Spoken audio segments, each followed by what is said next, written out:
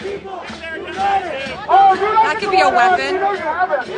Yo, you don't gotta put that in my face. You don't gotta put that. Yo, get up there. Get up there. Well, that doesn't look very pleasant. Joining me now, the lady who had to experience all that, Gabby Cuccia. She is a media correspondent with Drano Media. I love me some Rogan. He's awesome. All right, Gabby, first of all, what were you even doing there? That looked dangerous and scary.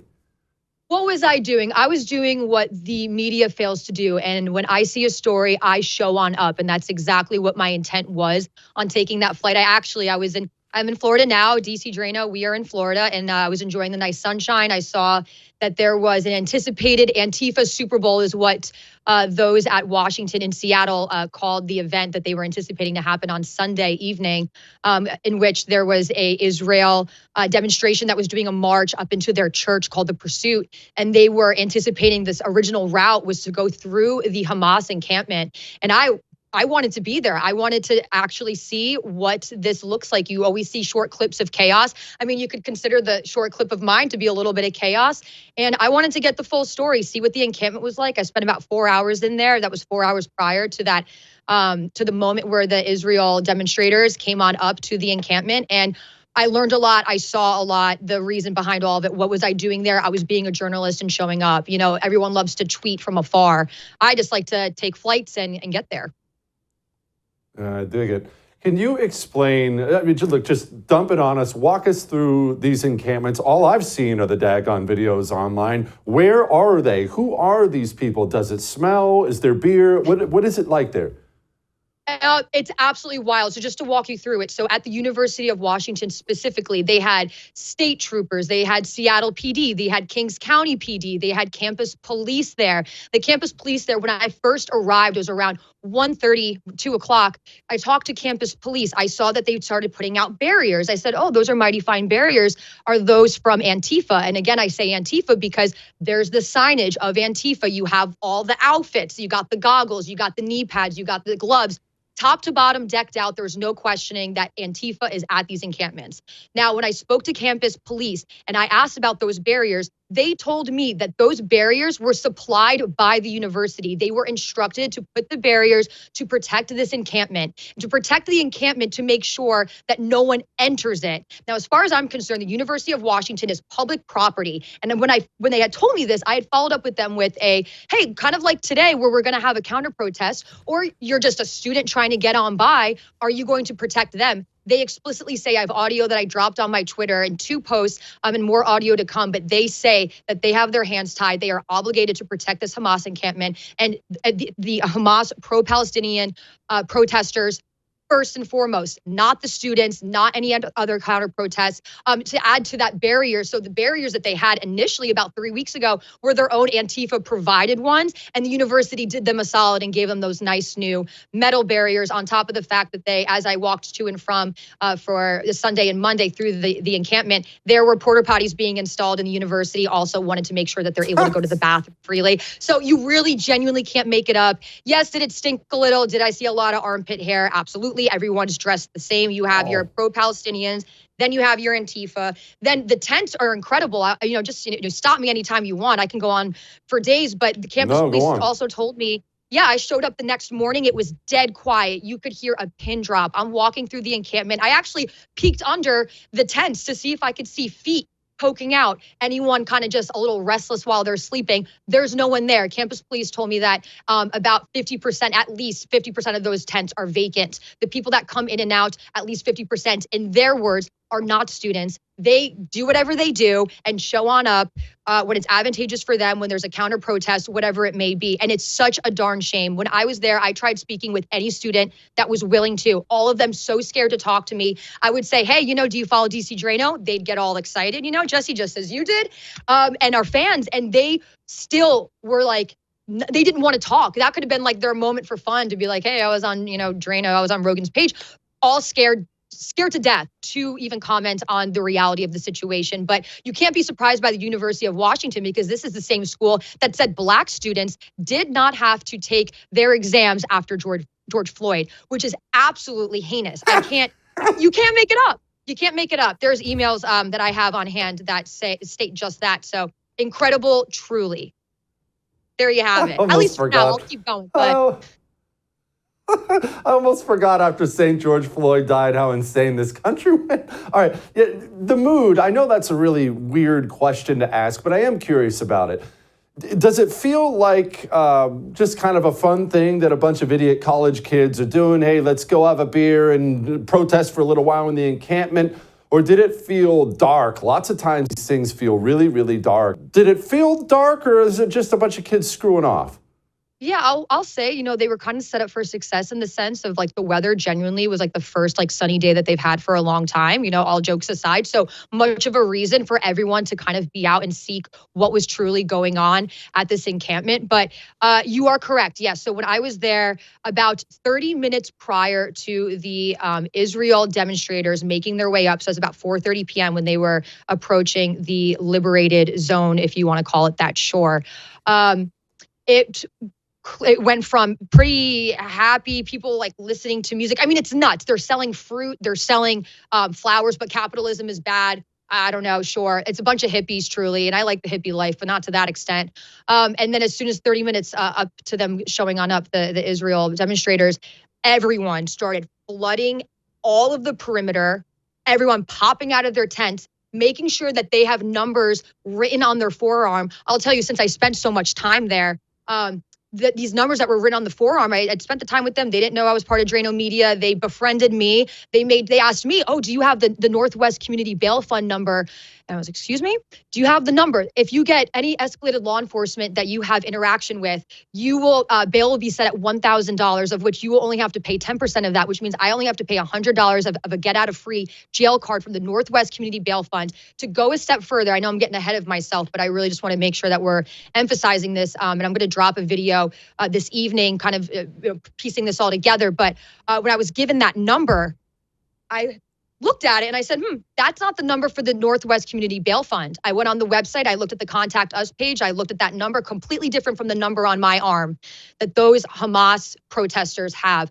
I followed that number. It goes to an individual in Washington State. It makes no sense to me. I called that phone number. That phone number is a personal line. And the voicemail, when you call, because they don't pick up, I called at 11:30 my time. It's 8:30 their time. So if you want to break laws, do it after the fact, because they're not going to answer the phone at 8:30 a.m. But when I got that voicemail, it was just a casual individual that said, bail fund, that's it. So there's something very odd going on. People are they're paying the price for recklessness, and it's fine.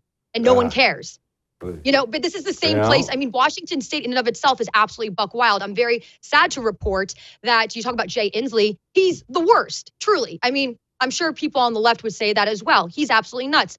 The gubernatorial race, Bob Ferguson, the attorney general, who, thank him for all the chaos in Washington State. 2 other Bob Fergusons actually joined the race to try and spread out the vote, also registering as Democrats, because no one wanted the real Bob Ferguson to stand up and get the votes. But 24 hours after the fact, I guess it's a state statute in which those that have a similar name to someone that runs for office they're actually not allowed to run for office if they have intent to confuse people of someone with a prominent stature or notoriety or whatever you want to call it, fame, infamous, all that.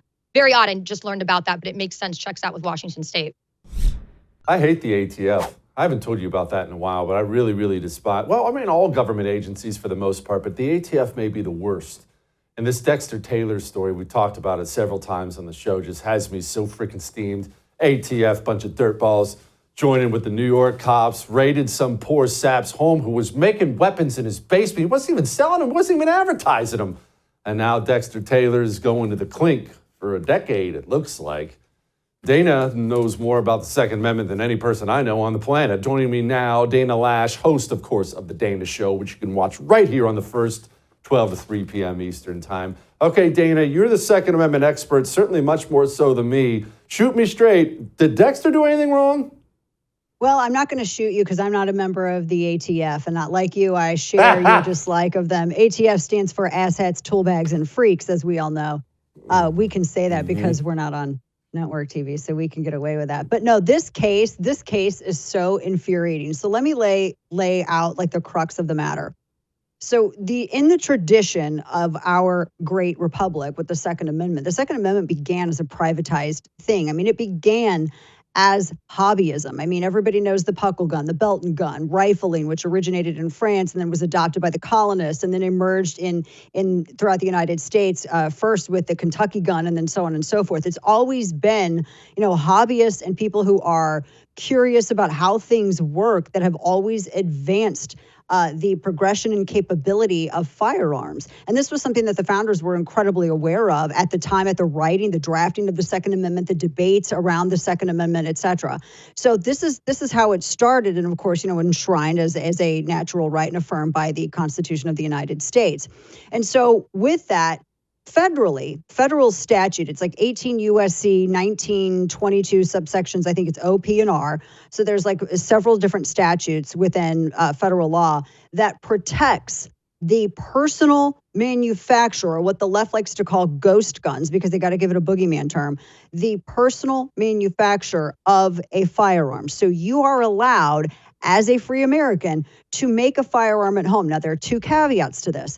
If you're going to sell it, which you can sell it, if you're going to sell it either through an FFL or a private transfer to someone else who is a legal possessor in your state of residence, you have to put a serial number on it. So it has to be serialized. And if you're going to sell it, you got to do that. And of course, if you're going to start making, more than just one and sell them, then you have to go and you have to get your federal firearms license through our favorite agency, Jesse, the ATF. And so that's how all this works. Now, I bring these two things up because, as you know, with Dexter Taylor's case, he is not accused of doing either of these things. And I don't mean to use this term as a pejorative, Jesse, but the guy's a nerd, right? He's a nerd. God love him. He's an engineer. Like, How Things Work, that's like the most boring show ever on earth. That's probably his favorite show. He loves like engines. He was a programmer. He has an engineer's mind. And he loved figuring out how firearms work, different firearms. He liked building them. He's never even fired all the stuff that he's made. He's never sold anything. He has zero criminal record, completely. No record at all whatsoever. He's never sold anything. The state wasn't even accusing him of selling anything. Now, remember the Bruin decision, which handled all the licensing just a couple of years ago with the quote-unquote ghost guns. That is in conflict with existing federal law, which has been long established, longer than this New York licensing scheme. And New York is saying that you have to get a license, but New York doesn't want to give you a license. So it won't give you a license, so it can force you into the felon category, which is exactly what happened with Dexter Taylor here. So in short, what's going to happen, and I just talked to Vinu Varghese, his attorney, in my second hour of programming today. I mean, obviously it's going to go through the appeals cycle. Maybe it'll get up before SCOTUS. We have several years to go before we get to the point of knowing how that's going to work out, which means several years, Jesse, of Dexter Taylor sitting in jail for a completely free, innocent activity. And I ask, where are the protesters for him? Where are all the people in the streets for Dexter Taylor, a black man who's being persecuted by the state of New York for his Second Amendment right that he was free to exercise? Golly. Yeah, it's funny. If only he'd been high on fentanyl, they'd be storming the freaking Capitol building. Dana, okay, his lawyer said the judge said this, and I'm not even surprised. I mean, all these scumbag commies think like this. Do not bring the Second Amendment into this courtroom. It doesn't exist here, so you can't argue the Second Amendment. This is New York. Dana, obviously, I get a bunch of pushback when I tell people in blue states to move. But look, move or don't move, you very clearly don't have rights in a lot of these states anymore. None whatsoever. No, you're absolutely right. And it's insane that they were told that they were instructed that by this judge. And here's something fascinating that I did not know until just today. They had switched out the judge that was also going to hear the case and the prosecutor because they didn't want the optic of having a white prosecutor and a white judge send a black conservative to jail because he was exercising his Second Amendment right. So literally in the 11th hour, they changed everything up, and then they went before this very, very far left judge who not only told them in the courtroom that they can't refer to the Second Amendment, which is what this case is entirely based upon, honestly, that they couldn't refer to the Second Amendment. And then she complained, Jesse, because she said that people were criticizing her positions and what she was saying in court online. And she was trying to fabricate or intimate that she was under threat because people were criticizing her. No joke. That's exactly that's what she did. Honestly, we have these people, like these lofty people in our society, and they're a bunch of teenage girls, Dana. I don't even know how we walk. I don't know, how do we survive this? These judges, like you picture the judge in the robe and you think at least some kind of respectability. They're just a bunch of children, sociology majors or whatever they are. I feel like they lowered the standards. They had to, because I don't know, maybe it was just, the inexperience of youth, but I just thought, these people, if they're your elders and they're in these lofty, very well respected positions, surely they have to know like something about what they're talking about, right? No, they don't. That's what I learned as an adult. They don't. Joining me now, great congressman from the state of Ohio. Well, this whole Robert Hur special counsel thing for Joe Biden does not appear to be going away, courtesy of the House Judiciary Committee. You see, Merrick Garland is supposed to give them the recordings. It's a pretty simple request, isn't it? Hey, you have the recordings. We are demanding the recordings. And Merrick Garland is not handing over said recordings as ordered, which is odd. Joining me now, great congressman from the state of Ohio, big cheese on the Judiciary Committee, Congressman Jim Jordan. Congressman, okay, so it just floors me. So the AG just told you what? Screw off? Is that basically what he said? Yeah, they're not giving it to us. And understand, the elements of the crime are there. Joe Biden knowingly kept classified information. He knowingly released classified information. They've established the motive. On page, I think, 231 of the report, Special Counsel Hur says, Joe Biden had strong motivations for ignoring classified procedures because he was writing a book for which he got paid $8 million, an $8 million advance. Ooh. So we have motive, $8 million motive. We have the elements of the crime, knowingly kept, knowingly disclosed. But then Robert Hur reaches the conclusion. He says, we're not going to recommend charges because Joe Biden is a forgetful elderly gentleman. Okay, maybe all that's fine. But if you got the elements of the crime, you got an $8 million motive for doing the crime, and you're not going to charge, we'd sort of like to have all the facts that you based your decision upon. So we're asking for the audio tape, not just the audio tape when they interviewed President Biden, but also the audio tape when they interviewed the ghostwriter, the guy who wrote the book, Mr. Zwanitzer. We'd like all that information. Okay. The Attorney General of the United States of America is not the president's personal lawyer unless civics has changed since I was in school, correct? I do have that right. He's not the president's personal attorney? He's not. That you have White House counsel for that. And I'm sure the White House counsel maybe, they're hoping that he won't release it. Who knows if they've talked to him or not? I don't know. But we want the information. Here's the other thing I think is important. We're in the midst of an impeachment inquiry still. So that is even a heightened reason for us to have all the facts, all the evidence. Look, we know people forget things. We all forget things. I forget things. You forget things. That's just human nature. But this was so profound that it became the basis for not charging a crime, not recommending a crime be charged when the elements are there. And as I said, when there's a strong motivation, a strong motive element there as well. So we'd like to know. And then there's the final piece, which is, we know the White House has changed the transcripts because the argument from the White House is, and from the Justice Department is, oh, you got the transcript, you don't need the audio tape. Well, just a few weeks ago, Joe Biden, given a speech, is reading, and he uses the word pause, which was not in the script that he was supposed to read. We all remember that situation a few weeks back. When the transcript come out, it didn't have Joe Biden saying the word pause. So we already know the transcripts aren't always consistent with the audio version of what actually happened. So we'd like the audio tape so the legislative branch who does oversight can get all the facts and make a decision and see everything. And frankly, the American people should be able to understand this as well as we're heading into the most important election we have, which is for Commander-in-Chief. Yeah, they certainly should. Okay, so where do we go from here, Congressman Merrick Garland? Is he going to prison? What's going on? Well, we have to mark up the contempt resolution. It's actually just like a bill. We have to mark that up on a schedule for Thursday. That'll go through a markup in the committee. Then the Speaker of the House will decide if and when it comes to the floor. You'd have to have a vote on the floor. And then it goes. And of course, you may wind up in court. You never know how these things play out. I don't think Merrick Garland's suddenly going to charge himself. I don't think that's going to happen. But I don't think he wants contempt either. So let's hope they decide, you know what, let's just give the tape. to the legislative body who has a constitutional duty to do oversight, particularly when they're in the midst of an impeachment inquiry. Just give us the information. That's what we're trying to get. We talk a lot about the problems and how evil the system is and the things that they might do in the future. Don't we do that? I'm sure I'm guilty of that too. They're going to do this. Hey, down the road, they're going to do this. But that ignores the things they're already doing.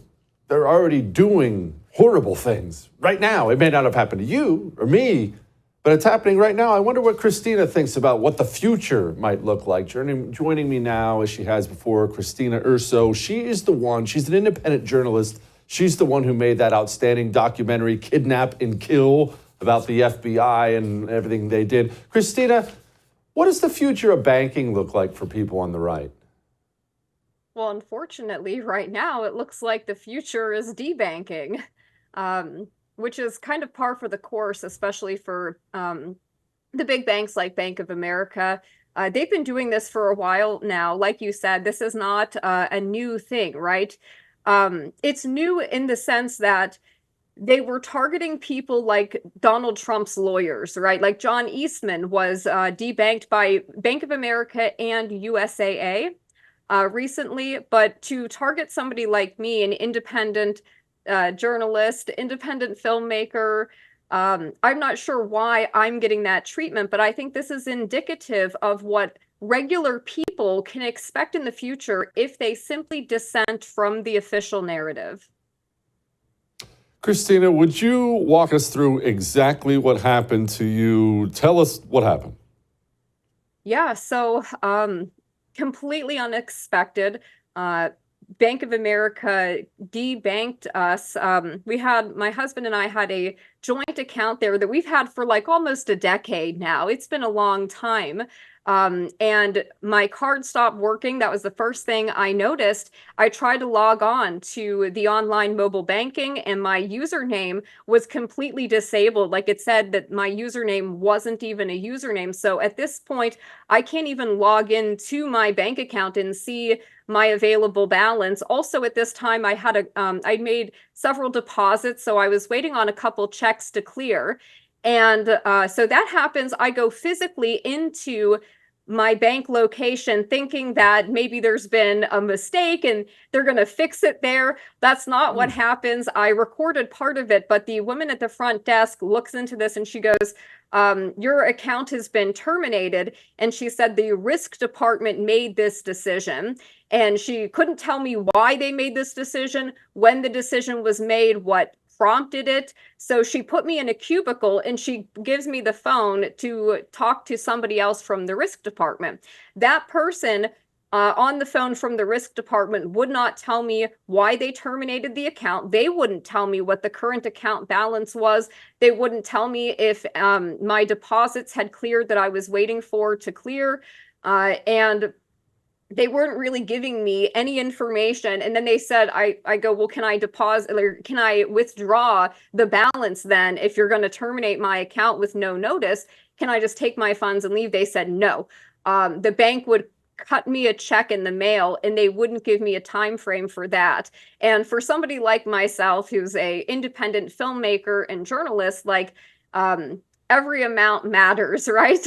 It's all important to me. So in the meantime, too, I have auto pays set up that were supposed to go through. They all kind of hit at that time also, which I thought the timing of it was interesting. So I'm getting these emails saying my payments are being declined.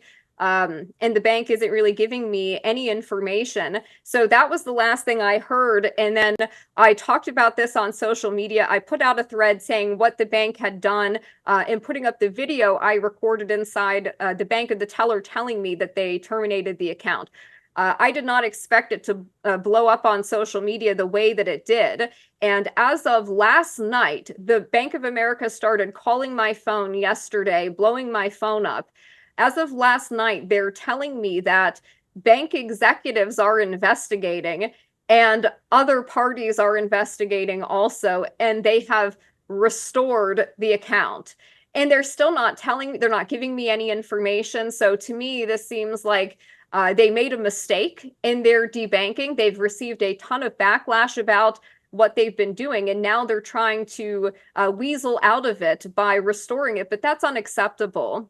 It's not acceptable to me. I will not be banking with Bank of America anymore in the future. And I recommend everybody that has, if you bank with them, your money is not safe there. Get your money out of Bank of America. This is routine practices by them. Right now, there are 15 different attorney generals who have signed a letter to Bank of America requesting information about this specific issue of debanking conservatives or dissidents.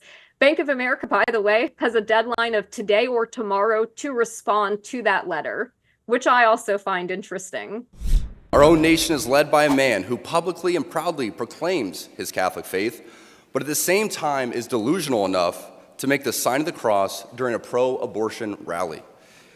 He has been so vocal in his support for the murder of innocent babies that I'm sure to many people, it appears that you can be both Catholic and pro-choice. He is not alone. From the man behind the COVID lockdowns to the people pushing dangerous gender ideologies onto the youth of America, they all have a glaring thing in common. They are Catholic. This is an important reminder that being Catholic alone doesn't cut it. These are the sorts of things we are told in polite society to not bring up. You know, the difficult and unpleasant things. But if we are going to be men and women for this time in history, we need to stop pretending that the Church of Nice is a winning proposition. Daggone, man.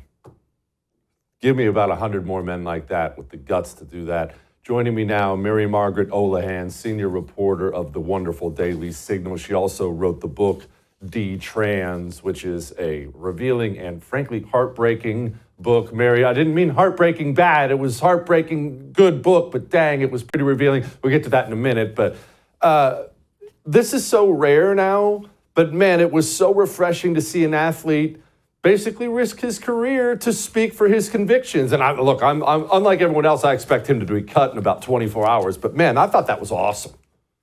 I thought it was so awesome too. I was so inspired, and I would be willing to bet that he had a conversation with his wife and his close friends before he gave that speech and said, I have to be ready for the NFL to cut me for this, because it is not your average NFL speech. It was pro-family, pro-marriage, pro-wife, big wife guy, very just really inspiring. And he's a serious Catholic. He takes his faith really seriously. So that means that he stands for traditional marriage, gender roles, all of that. And the left has not appreciated this speech. They have very much so melted down over it, which I find really interesting. I stood up for him on social media, and I've been amazed at how many people I would consider conservative just flooding my mentions and telling me that, you know, if I'm going to support Harrison Butker, maybe I should be in the kitchen making him a sandwich, which is not very pro-woman, if you ask me. No, it's not, although I am very pro-sandwich. And it's funny you brought up that point, Mary, because I found it to be pretty revealing. The man obviously adores his wife, reveres his mother. It was very obvious to anyone paying attention. But he spoke about being a homemaker and what a treasure that is and how important that is. And as you said, it wasn't just from the left, from the right. So many women were angry about that. Why do you think that is? Well, I think he kind of struck a nerve, because we have a cultural crisis right now of women who desire marriage, they desire family, they want a good, strong man that can lead their family. But unfortunately, due to the times we're living in, there aren't that many men who know how to do that. And so these women are feeling this void here and looking for someone that can do that for them, and they're not finding it. And so I think for many women on the right, their instinct when they hear something like this is to say, no, you're wrong, that motherhood is not something that I desire this greatly. And they kind of want to push it away and take a step back, because it hurts, you know, when they can't have that. They would rather push away from it a little bit than really to agree with Harrison Butker that, yes, motherhood is one of the most joyful callings or vocations that there is. And that the joy that you can find in motherhood is honestly, I think, unparalleled. And I'm not a mother myself, but from what I've seen of my friends and my own mother and my family, it's a really beautiful thing. And I don't think we should be criticizing Harrison Butker for praising that.